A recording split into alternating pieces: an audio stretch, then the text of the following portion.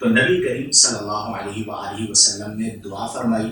اللہ تعالیٰ نے آپ کی دعا کو قبول فرمایا اور مسلمانوں کو ایک بے مثل و بے مثال فتح نصیب کی۔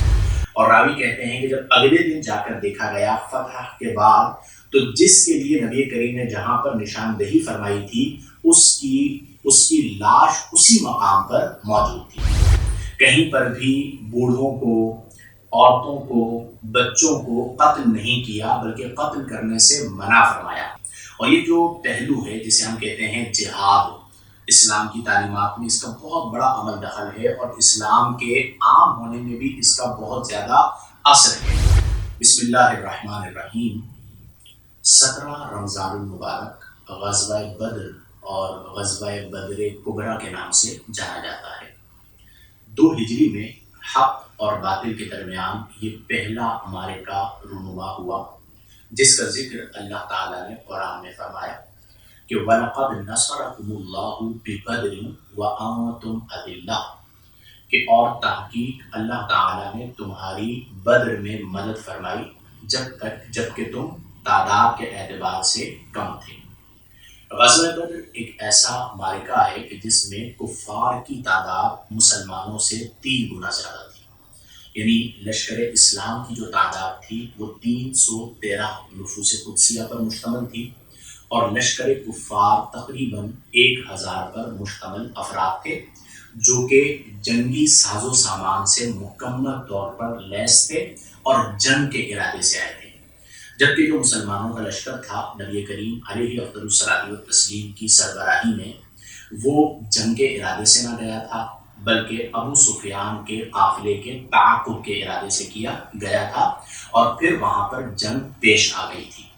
لیکن وہاں پر اللہ تبارک و تعالیٰ نے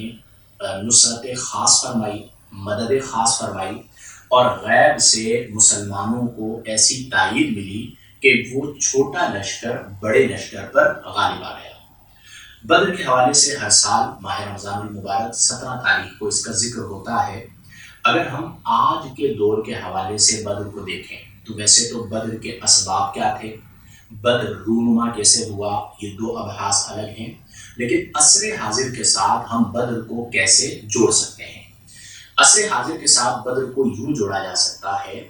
کہ میدان بدر میں افراد کم تھے، اسباب کم تھے، لیکن توکل مضبوط تھا، اور قرآن میں اللہ کریم نے فرمایا کہ وَمَن يَتَوَكَّلْ عَلَى اللَّهِ فَهُوَ حَسْبُهُ، کہ جو اللہ تعالیٰ پر توکل کرتا ہے فَهُوَ حَسْبُهُ، اللہ تعالیٰ اسے کافی ہوتا ہے۔ تو نبی کریم صلی اللہ علیہ وآلہ وسلم نے دعا فرمائی، اللہ تعالیٰ نے آپ کی دعا کو قبول فرمایا اور مسلمانوں کو ایک بے مثل و بے مثال فتح نصیب ہوئی۔ اسی طرح غزوہ بدر میں نبی کریم علیہ افضل الصلاۃ والتسلیم نے ایک دن پہلے رات میں میدان بدر کا وزٹ فرمایا،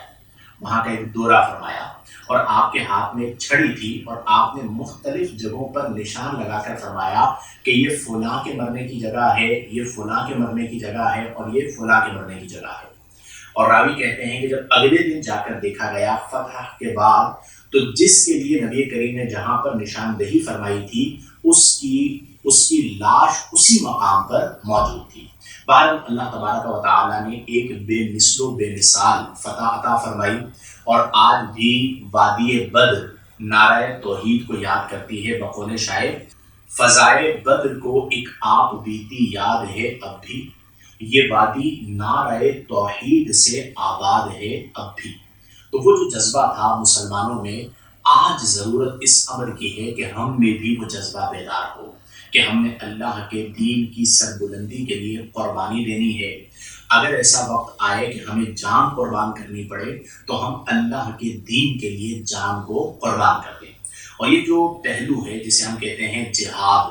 اسلام کی تعلیمات میں اس کا بہت بڑا عمل دخل ہے، اور اسلام کے عام ہونے میں بھی اس کا بہت زیادہ اثر ہے۔ لیکن یہاں پر ایک بات میں ذکر کر دوں، بعض ملحدین ہیں جو اس طرح کی باتیں کرتے ہیں کہ جی اسلام جارح ہے یا اسلام ظالم ہے۔ آپ غور کیجیے کہ جو پہلا معرکہ ہوا غزوہ بدر جس کی ہم بات کر رہے ہیں، اس میں بھی جو حملہ کیا گیا تھا وہ کفار کی طرف سے کیا گیا تھا۔ ورنہ نبی کریم صلی اللہ علیہ وسلم بارادہ جنگ مدینہ المنورہ سے باہر تشریف نہیں لائے تھے، اور جتنی بھی جنگیں ہوئی ہیں، غزوات ہوئی ہیں، ان تمام میں اگر آپ غور کریں اور عادلانہ نظر سے اس تاریخ کا مطالعہ کریں تو یہ بات ظاہر و باہر ہے کہ اسلام نے کہیں پر بھی ظلم نہیں کیا، کہیں پر بھی بوڑھوں کو، عورتوں کو، بچوں کو قتل نہیں کیا، بلکہ قتل کرنے سے منع فرمایا۔ اور جو جنگیں ہوئی ہیں ان میں اسلام نے یعنی مسلمانوں نے اپنا ڈیفنس کیا ہے، حملہ کیا جاتا تھا تو یقینی سی بات ہے کہ جواباً پھر جنگ ہی لڑی جاتی ہے۔ اور اس سے پہلے اگر غزوہ بدر کے حوالے سے بات بعض محدثین کرتے ہیں کہ جی یہ اسلام کی طرف سے یا مسلمانوں کی طرف سے حملہ ہوا تھا، تو آپ خود غور کیجئے کہ مکہ المکرمہ میں کس قدر مظالم کے پہاڑ مسلمانوں پر توڑے گئے تھے، ان کا سوشن بائیکاٹ کیا گیا تھا، بالآخر وہ ہجرت پر مجبور ہو گئے اور جانب حبشہ اور پھر جانب مدینہ ہجرت کی، اور پھر اس کے بعد بھی ان کا جو رویہ تھا، ان کا جو سلوک تھا، وہ مسلمانوں کے ساتھ انتہائی ظالمانہ تھا۔ تو اس لیے اسلام میں جو جنگیں ہیں وہ جنگیں بھی قیام امن کے لیے ہیں، اور جنگ میں بھی اصول بنائے گئے ہیں کہ کسی بھی مظلوم کو قتل نہیں کیا جائے گا۔ تو بہرحال بدر ایک بہت بڑا پیغام ہے۔ اس بدر میں تقریباً 70 کفار واصل جہنم ہوئے، 70 ہی کفار کے افراد کو قیدی بنایا گیا، اور 14 صحابہ کرام رضی اللہ تعالی عنہم نے جام شہادت نوش فرمایا، اور صحابہ کرام رضی اللہ تعالی عنہم میں کچھ تعداد زخمی بھی ہوئی، لیکن اللہ تبارک و تعالی نے ایک بہت بڑی مدد، ایک بہت بڑی نصرت اور ایک بہت بڑی فتح عطا فرمائی۔ اسے یوم الفرقان کے طور پر یاد رکھا جاتا ہے۔ فرقان کا معنی فرق کرنے والا، یعنی حق اور باطل کے درمیان فرق کرنے والا دن، اور عربوں کے یہاں اسے یوم بدر الکبریٰ بھی کہا جاتا ہے۔ بہرحال یہ ایک بہت بڑی فتح تھی۔ اللہ تبارک و تعالی تمام صحابہ کرام کی قربانیوں کو اپنی بارگاہ میں مقبول و منظور فرمائے، اور جو جذبہ اللہ نے انہیں عطا فرمایا تھا اس میں سے کچھ حصہ ہمیں بھی عطا فرمائے، اور وہ جذبہ جو جذبہ لے کر صحابہ کرام میدان میں اترا کرتے تھے، اس جذبے کی آج ضرورت بھی بہت زیادہ ہے۔ بقول شاعر، ہتھیار ہیں اوزار ہیں افواج ہے لیکن، ہتھیار ہیں اوزار ہیں افواج ہے لیکن، وہ 313 کا لشکر نہیں ملتا۔ تو ہمارا المیہ یہ ہے کہ ہمیں وہ جذبہ، وہ 313 کے اندر جو اللہ نے توکل رکھا تھا، وہ آج نظر نہیں آتا۔ لیکن بہرحال ماہ رمضان المبارک ہے، اپنے دلوں کے اندر اس جذبے کو تازہ کریں، تو انشاءاللہ الجلیل جب موقع ملا، جب وقت آیا، تو انشاءاللہ میدان میں بھی صحابہ کرام رضی اللہ عنہم کے نقش قدم پر چلتے ہوئے اپنی جانیں اللہ کی بارگاہ میں پیش کریں گے۔ اللہ تبارک و تعالی شہدائے بدر کے درجات کو بلند فرمائے، اور ان کے فیوز سے ہم سب کو فیضیاب فرمائے۔ آمین بجاہ النبی الامین، وآخر دعوانا ان الحمد للہ رب العالمین۔